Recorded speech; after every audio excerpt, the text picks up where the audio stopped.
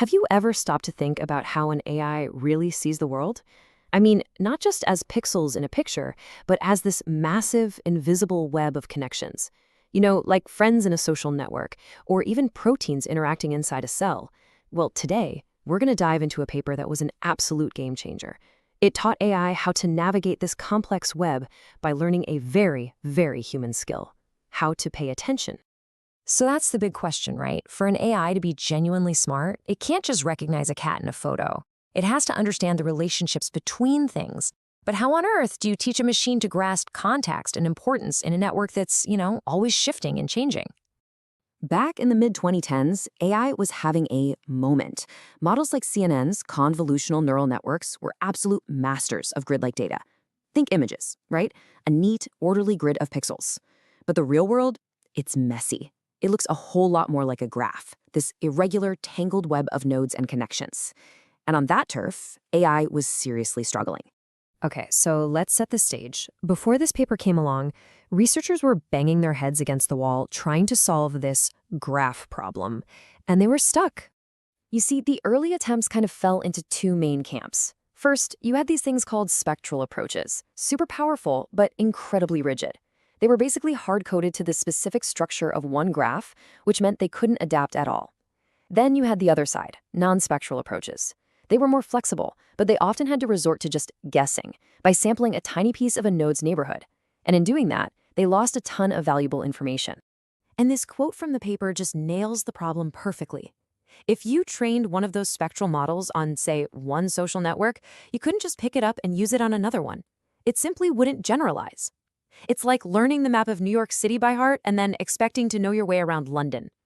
Just not going to happen. And that is where this paper walks in and changes everything. It brought in this radical idea, borrowed from the world of language processing, called attention. The result? The Graph Attention Network, or GAT for short. So what even is attention? Well, think about being at a noisy party. You don't give every single conversation equal focus, right? Of course not. You tune into the people and conversations that are most relevant to you. A GAT does exactly that. For every single node in the network, it learns to pay more attention to its more important neighbors. Simple as that. So how does it actually work? Well, it's this beautifully simple three-step dance. Step 1, a node looks at all its immediate neighbors. Step 2, it calculates an attention score for each of them. Basically, it's deciding how important are you to me. And finally, step 3, it pulls in all the information from its neighbors, but it gives more weight to the ones it's paying more attention to. But the authors didn't just stop there. Nope. They took it one step further with something called multi-head attention. And the logic here is just common sense, really. It's like getting a second, third, or even an eighth opinion before you make a big decision. Each one of these attention heads learns a slightly different type of relationship, which makes the whole model way more stable and robust. Okay, so it's a brilliant idea, but the million-dollar question is, did it work? This is where the paper really shines, moving from cool theory to just undeniable proof. The secret sauce to their success was a concept called inductive learning. This was, and I'm not exaggerating, the holy grail for AI on graphs. It means you can train a model on one set of graphs, let's say a bunch of known molecules, and then have it make accurate predictions on totally new molecules it has never, ever seen before. This is the one thing the old methods just couldn't do. All right, first up, the authors put GATs to the test on the standard benchmarks, these citation networks called Cora and CiteSeer. And what happened? GATs achieved new state-of-the-art results. They outperformed the reigning champ at the time, graph convolutional networks. So right off the bat, we know the model is incredibly effective. But that was just the warm-up act. I mean, beating the best on their home turf is one thing. The real acid test, the one that would prove the power of this inductive learning idea, that was still to come. And here it is, the mic drop moment. On this protein-protein interaction dataset, where the model was tested on graphs it had never seen in training, the GAT model scored a 0.973. Now get this. The previous state-of-the-art, a model called GraphSAGE that was specifically designed for this kind of task, scored a 0.768. That is a gigantic leap of over 20%. This wasn't just a small improvement. This was a total breakthrough. And you know what's so cool? We can actually see what this looks like. This visualization here shows what the GAT model learned.